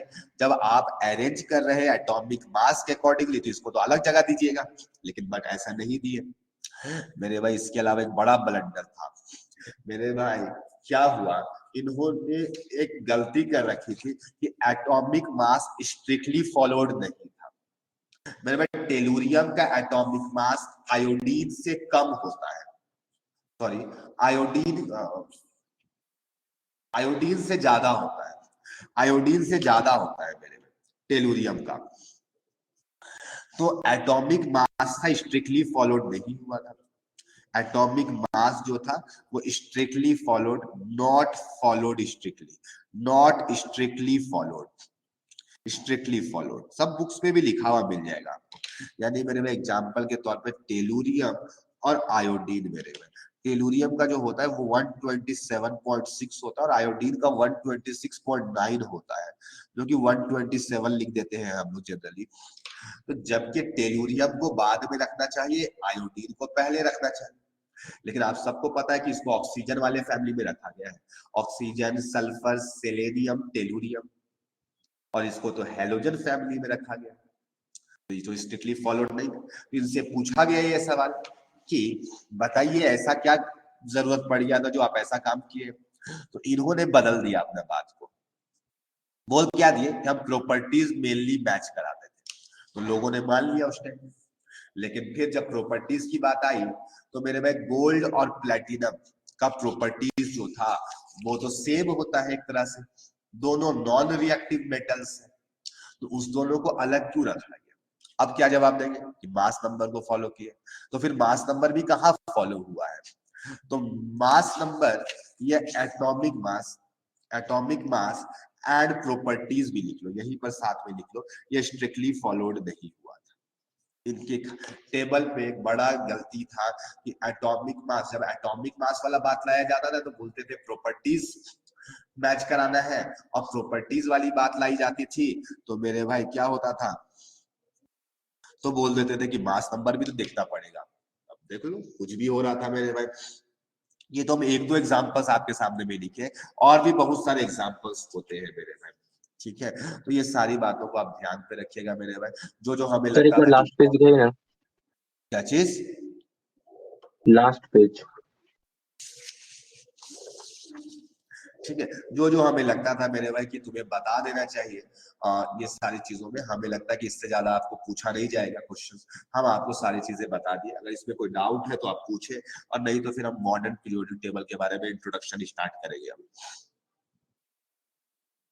मेरिट्स का थर्ड पॉइंट, हाँ मेरिट्स पे डाउट है। जैसे फॉर एग्जांपल अब हम दूसरे पेज में लिखे, यहाँ पे हमें जगह नहीं दिख रहा है मेरे में, तो हम दूसरे पेज में लिखना पसंद करेंगे। जैसे मान लो कि अगर जैसे हम लिथियम के बाद मैग्नीशियम, मान लो कि सोडियम डिस्कवर नहीं हुआ था तो मैग्नीशियम का नंबर आ जाएगा ना वहां पे, तो लिथियम के नीचे मैग्नीशियम पुट कर दिए तो Mg का क्या हो जाएगा, Mg2O बना देंगे। लेकिन होता क्या है मेरे भाई, MgO। तो मेरे भाई ये तो गलत है, ये सही है। तो अब इसमें मान लो इसका हम लोग वेट किए, दिखता थोड़ी था पहले, पहले इतना हम लोग थोड़ी ना देख पाते थे एटम्स, ये सब कुछ धीरे धीरे इलेक्ट्रॉन्स ये सब की बातें आई है ना। तो मेरे भाई जैसे इसका वेट किए तो हम ऐसे बोलेंगे कि मैग्नीशियम का 2x है और ऑक्सीजन का मान लो नोन था 16, और मान लो इसका लेट से कुछ आ गया मेरे भाई y, तो इसका x का वैल्यू कितना हो जाएगा, तो y माइनस 16/2 हो जाएगा। लेकिन होना कितना चाहिए था मेरे भाई, इसका तो अभी भी x मान नहीं है, तो x इक्वल टू टोटल तो y ही रहेगा, जोड़ करके तो MgO का तो वेट निकालेंगे तो y ही आएगा मेरे भाई, y माइनस 16 आता, बाई 2 थोड़ी ना होता। तो इस तरीके से करेक्शन किया गया था मेरे भाई। ठीक है, हम एक एग्जांपल दिए, इक्विवेलेंट कॉन्सेप्ट का यूज किया गया था वहां पर। ठीक है, मैं ऐसे आपको समझाने का मैं निकाले, दरअसल मेन चीज यही था। सौम्यदीप, आई होप आपको क्लियर हो गया होगा ये बात। ठीक है, किसी को और किसी भी टाइप का डाउट हो तो आप पूछे, और जिसका डाउट क्लियर हो जाता तो प्लीज वो यस भी लिखेंगे, ताकि हमको कंफर्म हो जाए कि आपको क्लियर हो जाता है। ठीक है सौम्यदीप, हम देख लिए। हाँ, तो हम ऐसा करते हैं, आगे मूव करते हैं मेरे में मॉडर्न पीरियोडिक टेबल की तरफ। ठीक है, तो अब हेडिंग बनाओ मेरे में, modern periodic table, modern periodic table. मेरे भाई इसी को बहुत सारे long form of periodic table के नाम से भी जाना जाता है, long form of periodic table. ठीक है मेरे भाई, मेंडलीव का ही बहुत बड़ा रोल है पीरियोडिक टेबल बनाने में, उसका पीरियोडिक टेबल आज भी डिस्कार्ड नहीं किया गया है मेरे भाई, उसी में थोड़ा इंप्रूवमेंट करके मॉडर्न पीरियोडिक टेबल बनाया गया, थोड़ा इंप्रूवमेंट है, कोई बहुत ज्यादा नहीं है, यानी इसीलिए मेंडलीव का इतना बड़ा नाम है मेरे भाई। समझ आया? इतना बड़ा नाम होने के पीछे मेंडलीव का, क्योंकि उसका पीरियोडिक टेबल बहुत ज्यादा कमी नहीं निकला था। देखो लॉदर बियस का भी कॉन्सेप्ट बिल्कुल सही था, लेकिन उन्हें ग्राफिकल फॉर्म में पुट किया। हो सकता है बाई चांस कुछ दिनों के बाद वापस ग्राफिकल वाला कॉन्सेप्ट आ जाए, हो सकता है। तो हो सकता है उस टाइम में लॉदर बियस को ज्यादा वैल्यू मिल जाएगा, हो सकता है। आगे क्या होगा क्या नहीं होगा नहीं पता। आज भी एलिमेंट डिस्कवर हो रहे हैं। अच्छा मेरे भाई, ये मॉडर्न पीरियोडिक टेबल जो बनाए थे वो अलग थे, जिन्होंने बताया कि ऐसे बनाना चाहिए वो अलग थे। तो सबसे पहले कि मॉडर्न पीरियोडिक टेबल को बताने वाले कि नया बनाओ पीरियोडिक टेबल, वो एक नया कॉन्सेप्ट जनरलाइज करने वाले जो साइंटिस्ट थे उनका नाम था मोजले। हाँ, मोजेले नहीं बोल रहे हैं मेरे भाई, हम मोजले बोल रहे हैं। हम देखो स्पेलिंग मिला लेना मेरे भाई। मोजले नाम था इसका, पूरा नाम था हेनरी मोजले। ठीक है, मोजले। मेरे भाई तुम कहोगे ये क्या किए थे? मेरे भाई इन्होंने क्या किए थे, जो एलिमेंट्स होते थे ना उसमें इलेक्ट्रॉन्स बम्बार्ड करवाते थे। क्या करवाते थे? इलेक्ट्रॉन्स बम्बार्ड करवाते थे। तुमको इससे क्या फायदा होता था? मान लो कि हम एक वॉल है, वॉल में पत्थर फेंकेंगे मेरे भाई, तो उससे कुछ पार्टिकल्स बाहर आएंगे। तो जो एलिमेंट्स होता था ना, तो एलिमेंट्स में इलेक्ट्रॉन्स बम्बार्डेड इन एलिमेंट्स में इलेक्ट्रॉन को बम्बार्ड करवाए थे। ठीक है। हाँ ये सही बोल रहा है। फादर तो नहीं बोलेंगे एटॉमिक नंबर का, एटॉमिक नंबर तो कुछ और था मेरे में, एक नंबर था जिसको एटम का नंबर दिया गया। ये बोल सकते हैं कि father of modern periodic table आप नाम दे सकते हैं, या कॉन्सेप्ट के पीछे का नाम। ठीक है, तो इलेक्ट्रॉन बम्बार्ड करवाया गया, और जब इलेक्ट्रॉन्स बम्बार्ड किया गया ना तो इससे कुछ रेडिएशंस एमिट हो रहे थे, कुछ रेडिएशंस एमिट हो रहे थे। अब ये रेडिएशन का जो फ्रीक्वेंसी था मेरे भाई, इसका कुछ फ्रीक्वेंसी होगा, इसका कुछ फ्रीक्वेंसी होगा, तो इसको फ्रीक्वेंसी को ये ऑब्जर्व करते थे, उसके फ्रीक्वेंसी को ऑब्जर्व करते थे। तो फ्रीक्वेंसी को ऑब्जर्व करने पर क्या देखे, अंडर रूट न्यू का डायरेक्टली प्रोपोर्शनल था एटॉमिक नंबर से, क्योंकि एटॉमिक नंबर पहले ऐसा नहीं था कि अननोन था, नोन था मेरे भाई, एटॉमिक नंबर था हमारे पास में, कितना प्रोटॉन्स होते हैं वही एटॉमिक नंबर होता है। तो उन्होंने अंडर रूट फ्रीक्वेंसी को जब करवाया तो देखा कि ये एटॉमिक नंबर के डायरेक्टली प्रोपोर्शनल आते हैं, एटॉमिक नंबर की। लेकिन यही अंडर रूट फ्रीक्वेंसी या फ्रीक्वेंसी का कोई रिलेशन मास नंबर से नहीं हो पाया, तो इन्होंने एक कर्व प्लॉट कर दी न्यू वर्सेस जेड का, इसके वर्सेस मेरे भाई। ठीक है, न्यू वर्सेस जेड का एक कर्व प्लॉट की। ठीक है, एक्चुअल में होता है जेड ए माइनस बी, जो कि आपको फिजिक्स में बताया जाता है किसी चैप्टर के अंदर में, तो वो सब आपको फिजिक्स में बताया जाएगा, हमारा कोई काम कर रही है। तो मेरे भाई जब न्यू वर्सेस जेड बनाया गया फ्रीक्वेंसी का, तो कर्व जो आ रहा था ना लीनियर मिल रहा था, यानी कि under root new versus Z का जो कर्व था ये लीनियर था मेरे। लेकिन यही under root new versus mass number का जो कर्व था ना, ये मेरे भाई मतलब अनप्रेडिक्टेबल रैंडम आ रहा था, रैंडम, कोई भी एक फॉलो नहीं कर रहा था। अगर हम बोलते ना कि क्वाड्रेटिक इक्वेशन का फॉलो कर लेता, पैराबोलिक फॉलो कर लेता, तब भी फायदा हो जाता, लेकिन कोई भी फॉलो नहीं कर रहा। तो हम लोग क्या बोल दिए, मतलब मॉजले क्या बोल दिए उस टाइम में कि बेटा देखो एटॉमिक नंबर जो है वो ज्यादा अच्छा क्राइटेरिया है देन एटॉमिक मास। ये मास एटॉमिक मास है मेरे में। उन्होंने क्या बोल दिया कि एटॉमिक नंबर जो है वो ज्यादा बेटर है देन एटॉमिक मास, इसीलिए कोशिश करना चाहिए कि एटॉमिक नंबर को लेकर के करें। इससे बहुत सारे लिमिटेशंस जो थे वो दूर हो गए, जैसे आइसोटोप्स का पोजीशन वाला केस खत्म हो गया मेरे भाई, आइसोटोप्स का पोजीशन वाला केस खत्म हो गया, और भी बहुत सारे जो कमी थे मेरे भाई इससे रिमूव हो गए, इससे रिमूव हो गए मेरे भाई। ठीक है, तो लिखो लिखो एक लाइन इसके नीचे, atomic number is better criteria, atomic number is better criteria for arrangement of elements then atomic weight, then atomic weight. Atomic number जो है वो ज्यादा बेटर क्राइटेरिया है एटॉमिक वेट से, और यहीं पर से मॉडर्न पीरियोडिक लॉ आया था। हम डायरेक्ट लिख दे रहे फॉर्मूला क्योंकि उसको पढ़ने से भी कोई फायदा नहीं होगा। पीरियोडिक टेबल का जो प्रॉपर्टीज है, कौन सा प्रॉपर्टीज मेरे भाई, केमिकल एंड फिजिकल प्रॉपर्टीज जो था, ये फंक्शन ऑफ पहले एटॉमिक मास बताया गया था, लेकिन ये बदल करके एटॉमिक नंबर पे हो गया। यानी बोला जाने लगा कि जो फिजिकल और केमिकल प्रॉपर्टीज एलिमेंट्स के होते हैं वो पीरियोडिक फंक्शन होते हैं एटॉमिक नंबर के। यही मॉडर्न पीरियोडिक लॉ है, यही है मॉडर्न पीरियोडिक लॉ। ठीक है मेरे भाई, इसीलिए मेंडलीव का पीरियोडिक टेबल ही बहुत दिनों तक चला था, बस उसका जो कमी था दूर हो गया था, दूर हो गया। मॉडर्न पीरियोडिक टेबल में भी ना अगर आपको दिखाई देगा कुछ सब ग्रुप्स है, सब ग्रुप्स है उसमें भी, लेकिन फिर उसी को IUPAC ने बदला और 1 to 18 कर दिए। पहले 1A 2A चलता था, 1A 2A चलता था, अब नहीं चलता है मेरे भाई। एक बात और बता दें, वैसे एग्जाम में नहीं आएगा बट हम आपको बता देंगे कि ये इन्होंने मोज़ले ने इतना ही बात कही थी। जो नया पीरियोडिक टेबल था वो डिजाइन किया गया था, जो डिजाइन किए थे मॉडर्न पीरियोडिक टेबल को, यह टेबल बनाया गया है डिजाइन्ड बाय एक साइंटिस्ट है जिनका नाम था रैग एंड वार्नर। ठीक है, आप कोऑर्डिनेशन कंपाउंड पढ़ते होंगे तो वर्नर्स का थ्योरी पढ़ाया जाता है मेरे में। तो रैग एंड वार्नर नाम के साइंटिस्ट डिजाइन किए थे। इसमें जो कॉन्सेप्ट यूज हुआ था बोर्सबरी का, ठीक है मेरे में, बेस्ड ऑन बोर्सबरी कॉन्सेप्ट, बोर्सबरी कॉन्सेप्ट, बोर्सबरी के कॉन्सेप्ट में था। अब तुम कहोगे ये बोर्सबरी का क्या कॉन्सेप्ट था, नया नाम, आप बीच बीच में कुछ भी लेते आते हो सर। मेरे भाई ये अलग अलग बुक से सारी चीजें नॉलेज लेना पड़ता है मेरे भाई, तब जाकर के एक जगह पे आपको देना पड़ता है। इसीलिए आप लोग कोई भी एक नॉर्मल सा बुक उठा के पढ़ोगे तो पूरा गेन कभी नहीं होगा।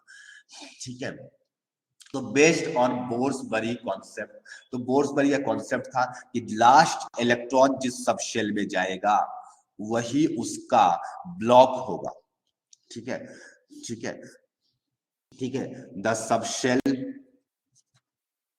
in which last electron enters will be the block of S block P block वाला block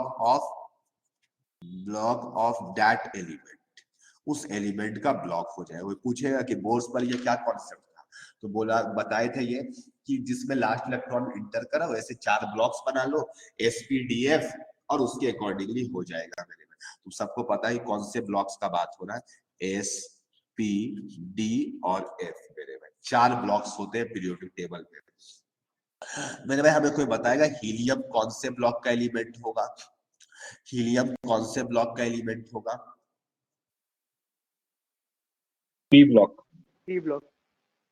हाँ, यहाँ पे एक बड़ा एरर आया था बच्चों के माइंड पे कि हीलियम, सर यहाँ पे लास्ट इलेक्ट्रॉन S में एंटर किया है तो ये तो S ब्लॉक का एलिमेंट होना चाहिए।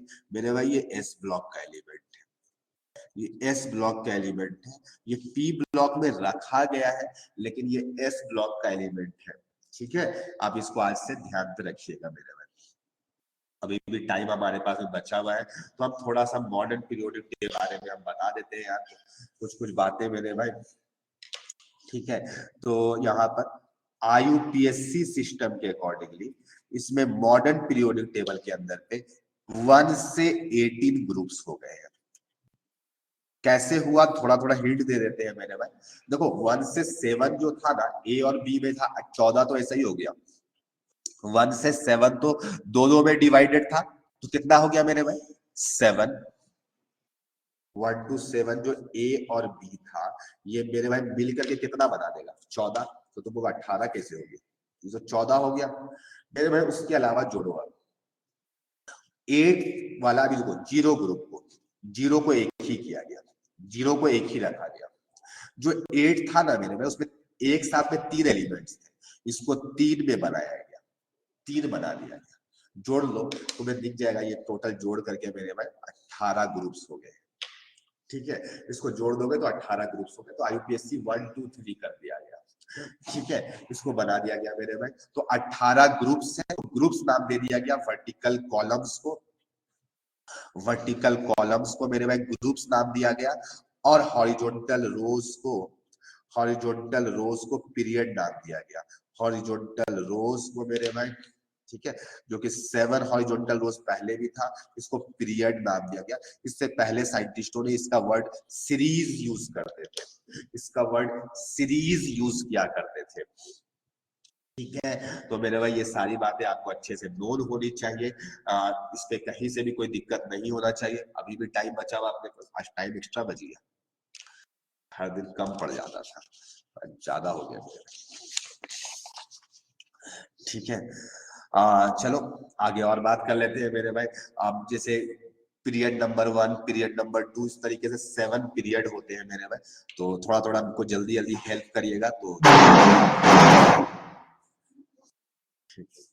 हाँ, पीरियड। ठीक है, उसके बाद मेरे भाई उस पे कौन कौन से ऑर्बिटल्स इन्वॉल्व हो गए, ऑर्बिटल्स इन्वॉल्व कौन कौन से होंगे। ठीक है, ऑर्बिटल्स कौन कौन से इन्वॉल्व होंगे, उसमें टोटल नंबर ऑफ इलेक्ट्रॉन्स कौन कौन होंगे। टाइम ज्यादा नहीं है, हम लोग इंपॉर्टेंट चीज ही पढ़ रहे हैं। यस एग्जैक्टली वही चीज हुआ कि 11 में क्या हुआ था मेरे भाई, शायद हमें ऐसा याद है कि एक दिन स्टार्ट किए थे पीरियोडिक टेबल और मेंडलीव भी पूरा नहीं कंप्लीट कर पाए थे उन लोग में।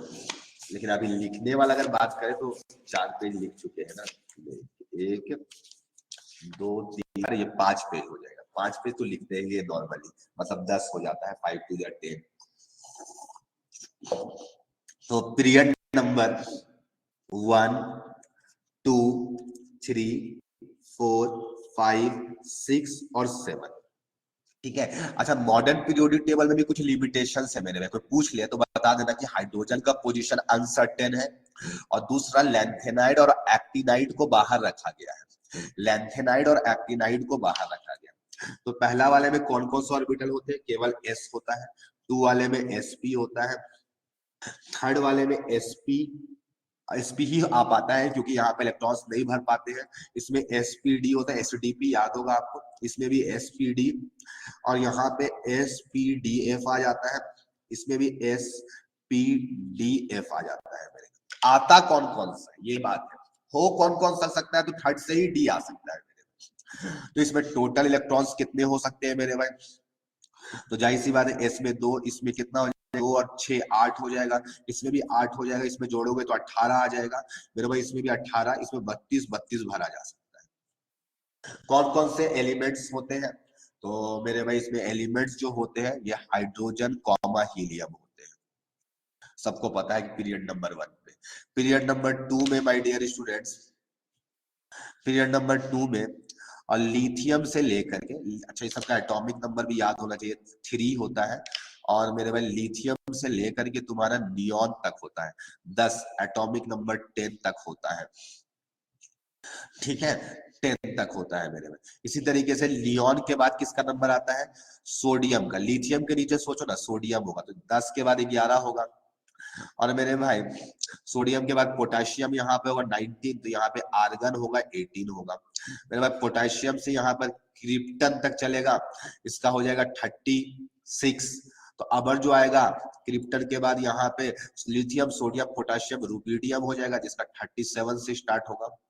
क्रिप्टन के बाद जेनॉन 54 हो जाएगा, फिर 55 में सीजियम आ जाएगा मेरे भाई, सीजियम, सीजियम जेनॉन तक चलेगा 86 तक, फिर 87 फ्रांशियम स्टार्ट होता है। बाकी अननोन है मेरे भाई, इस पूरा कंप्लीट नहीं हुआ है ये टेबल, आपको भी पता होगा, इसको इनकम्प्लीट पीरियड कहते हैं, आप पढ़ते होंगे, वैसे ये सब नहीं आएगा मेरे भाई एग्जाम में। इनकम्प्लीट पीरियड, इसको 6th वाले को कहा जाता है मेरे भाई very long period, very long period कहा जाता है। इन लोगों को लॉन्ग पीरियड कहा जाता है, लॉन्ग पीरियड कहा जाता है। 4th और 5th को लॉन्ग पीरियड कहा जाता है मेरे भाई। थर्ड वाले को बोला जाता है, थर्ड और सेकंड को शॉर्ट पीरियड कहा जाता है, शॉर्ट पीरियड कहा जाता है, और फर्स्ट वाले को वेरी शॉर्ट पीरियड या शॉर्टेस्ट पीरियड भी कहीं कहीं पे लिखा जाता है, वेरी शॉर्ट। तो ये सारी बातें हैं मेरे भाई, तो तुम थोड़ा थोड़ा चीजों को जान लो, तुमको अच्छा लगेगा मेरे भाई। नेक्स्ट क्लास में कुछ कुछ और बात करेंगे, ठीक है। 2-3 दिन में ये चैप्टर एंड अप हो जाना चाहिए अपने को, ठीक है। तो हम लोग पढ़ेंगे धीरे धीरे और चैप्टर्स को कंप्लीट करेंगे। आज के लिए इतना ही मेरे भाई, ठीक है। सर एक बार लास्ट पेज दिखाइए ना यही लास्ट पेज है सर, सेकंड लास्ट।